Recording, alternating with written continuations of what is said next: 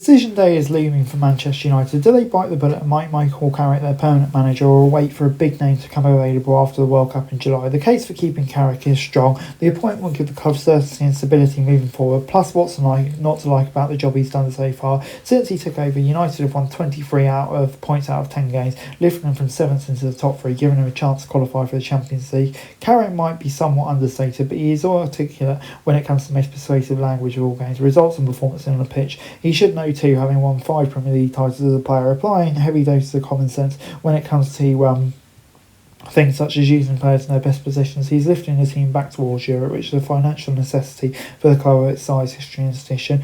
Ironically, the absence of European football this season is probably a big reason for United's improved showing this time round, as it's given the players more rest and extra time to work on passes and play on the training ground. You might assume that with his calm and rough demeanour, Carrick might not have the hard-edged personality to deal with a squad of big-name players, but he looks like he can deceive. According to reports, he's read the riot act and left a few ears burning in the dressing room after his own loss so far at Newcastle, saying no more Mr. Nice Guy. You can imagine with ex-international defenders like Johnny Evans and Jonathan Woodgate in the coaching staff, any drop in standards will be pounced upon. Add assistant head Steve Holland to the mix and you have a staff that's tough enough to keep egos in check. Holland was the assistant head coach of England under Gareth Southgate, famously clashing with Ben White over his allegedly lukewarm feelings about representing the national team. There's a different feel to United matches these days, a sense that they can dig out points from games they would have lost last season. Take the recent win against Everton with a slick breakaway goal and some resolute defending. So Carrick's regime so far has been a success, reigniting the passion and belief among United fans following last year's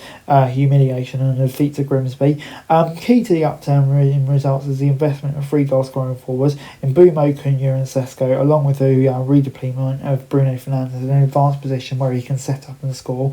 To underline that point, Fernandes has just broken David Beckham's record for the most Premier League assists. Also, the renewed form of Harry Maguire has been a major boost. Carrick's decision to a back four has rescued my England career, he said. Nothing against Ruben, he had lots of great ideas, but they did not work at United. However, United are far from a finished product. The squad needs greater depth if it's to bridge the gap to the top 2. For starters, it will need to replace Casemiro and his goals, and it will need a new marking midfielder. Surely that should be one of Elliot Anderson or Adam Wharton, although both will command a big 3. There's also interest in Sandro Tonali, a top-class defender to eventually succeed Harry Maguire, and perhaps a high-quality fullback or 2 would also help transform the squad into one that's able to chase silverware. The big question is whether Sir Jim Ratcliffe, who is leading the football side of the operation, will entrust signings to Carrick. The case against Carrick has no long-term pedigree as a top-flight boss. The bulk of his experience was level down at Middlesbrough. His influence waned a little after his sensational start,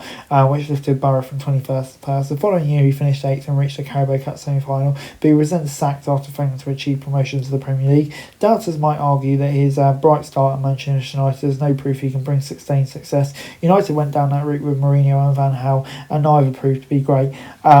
With managers like Ten Hag and Amorim, Carrick might just be less of a gamble than most. But if he brings Champions League football back to Old Trafford, it's hard to imagine anyone else getting a job. But I think questions over kind of Ollie as well will probably persist. Anyway guys, that's it for this video. Thanks very much for watching. Remember to like, share, subscribe, follow us on our socials, link in the description below for daily football news, meme and content. Subscribe to our other channels on screen right now, that'd be greatly appreciated. Thanks very much for watching. Peace out.